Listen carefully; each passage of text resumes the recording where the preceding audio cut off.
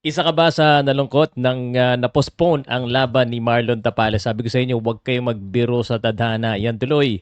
Official na pong na-postpone ang laban ni Luis Neri at John Riel Casimero. Ang pag-usapan natin dito, tatlong bagay na pwedeng mangyari. Actually guys, nabulungan na ako eh. Kaso baka magtampo na naman si Jason at nauna na naman si Pauka Sports. Kaya ang gagawin natin dito, bahala na kayo mag-isip. Tatlong bagay, yung dalawa, pangalawa po sa sasabihin ko ang pinakagusto ko sana na mangyari. At yung pangatlo, yan yung pinaka nakakatakot. At sa mga Casimero fans na mga haters dyan, na mga one-sided, ito yung real talk ko sa overweight ni Tapales. Ang dami yung reklamo. Pakinggan nyo to. Podcast Sports, the number one independent sports voice of the Philippines. Tapales muna pag-usapan natin guys. Masyado kayo reklamo ng reklamo. Nung na-overweight daw si Tapales, hindi daw ako nagbalita. Hindi ka kasi nakafollow ng maayos. Kasi pag Casimero lang pinapanood mo. Nung pagkatapos ng timbangan ni Marlon Tapales, may video pa nga kami na sinabi na mismo namin eh. Kami pa nga nauna eh. Sinabi namin may overweight. Kasi yung sa video na yun, sinabi na 0.4. Overweight. 0.4. Pero mali yun. Kasi hindi po 0.4. Okay? Kasi ang problema sa mga tao, mga bias, mga one-sided, mga hater, hindi katulad natin dito sa Pauka Sports, tayo po, suporta tayo sa lahat ng boxer. Sinusuportahan natin si Casimero, sinusuportahan natin si Tapales, at higit sa lahat, sinusuportahan natin ang katotohanan. Si Tapales, yes, sumalang siya sa timbangan, lumampas siya 0.4. No? Sa 1 pound, isipin mo gano'ng kagaan yun. Tapos, tinimbang po siya ulit pangalawang beses. So, overweight ba yon? Pasok na pasok yung timbang. Hindi po overweight yon. Masyado lang kayo na bias kasi ayaw nyo na gusto nyo kayo lang ang bida. Gusto nyo yung idol nyo lang ang bida. Hindi po ganun. Kailangan ayusin natin. Kailangan ibigay natin ang tunay na balita at katotohanan. So, ang real talk dyan, bakit mo naman ibabash, i-criticize, nakuha naman timbang sa pangalawang timbang? Normal po yan. Alam naman natin na mahirap kumuha ng timbang ah. Bakit pag ibang boxer ang nahihirapan kumuha ng timbang, pag yung idol nyo nahihirapan kumuha, okay lang yan, konting diferensya. Pero pag ganito, huwag kayo bias. Ampaw kayo masyado eh. Naikinig kayo dyan sa mga one-sided eh. Dito po walang one-sided. Suporta lang. So, Marlon Tapales nakuha ang timbang sa pangalawang try and maliit na bagay 0.06 nga eh. Ibig sabihin mas maliit pa sa 0.1. Okay? Reklamo kayo. O isa pa, ito real talk. Hindi nyo matanggap. Masikat si Casimero eh. Siyempre natural, live ako kay Casimero. Mas maraming manonood. Pero parang humihina na yata views. Mahina na. Parang mahina na yata kayo guys eh. No? At isa pa, ito real talk ha. Yung mga follower ni Marlon Tapales hindi iyakin. Okay?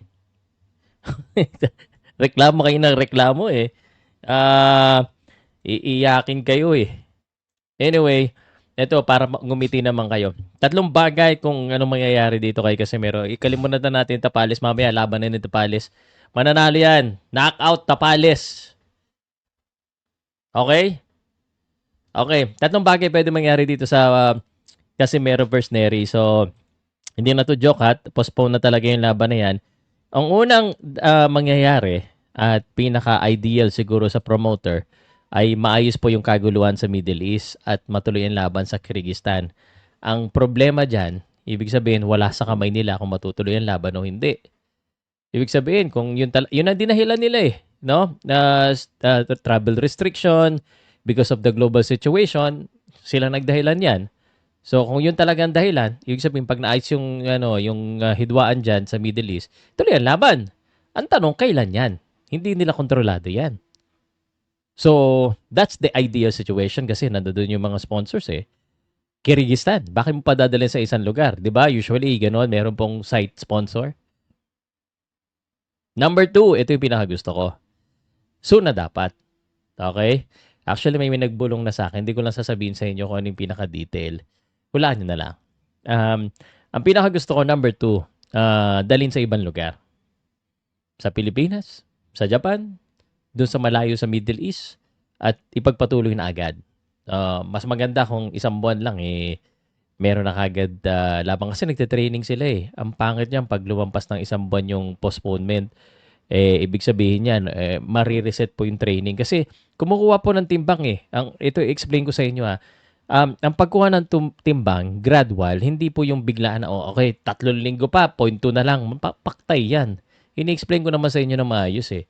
So, 'pag ito po ay lumampas ng 2 buwan, kawawa yung mga boxers. Kawawa yung mga boxers kasi nagte-training sila. May proseso po yung pagte-training, eh. Like itong part na 'to strategy, itong part na 'to sparring, 'pag malapit na ano na, pababa na ng timbang. Depende po 'no, may umaakyat bumababa yung intensity ng training. So baka hindi niyo po naiintindihan. So kung ma-delay ito ng sobra ng isang buwan, 'yan ang hindi maganda. Pero I think that's the second option na puwedeng mangyari, ilipat sa ibang lugar. Palagay mo 'no? Sikat naman si Nery sa Japan tsaka si Casimero, palagay ko Japan pinaka-posibleng mangyari. Number 3, ito pinakaayaw ko. Kung, nangyari na rin 'to kasi kay Casimero, hindi malayong mangyari din, baka po totally hindi na matuloy ang laban nila at, baka biglang magkaroon ng opportunity itong si Nery, magkaroon ng opportunity si Casimero sa iba. Or hindi mabuo ulit yung mga laban kasi ano po hindi lang po kasi si Nery at saka si Casimero ang, lalaban, eh. May mga boksingero po 'yan. At yung ibang mga boksingero diyan, may mga plano po 'yan. Ibig sabihin meron silang schedule, next fight, next fight, next fight. So, papaano kung nakakontrata sila sa April tapos after 2 months, may laban pa sila. Kung 1 month ang, laban na puwede pa siguro magagawa ng paraan, kung na maano pa, ma-delay pa, so baka may madagdag bawas na diyan sa full card na 'yan. Sigurado ako na almost certain that the full card will not look the same if the delay will be mas mahaba. Realistic lang tayo.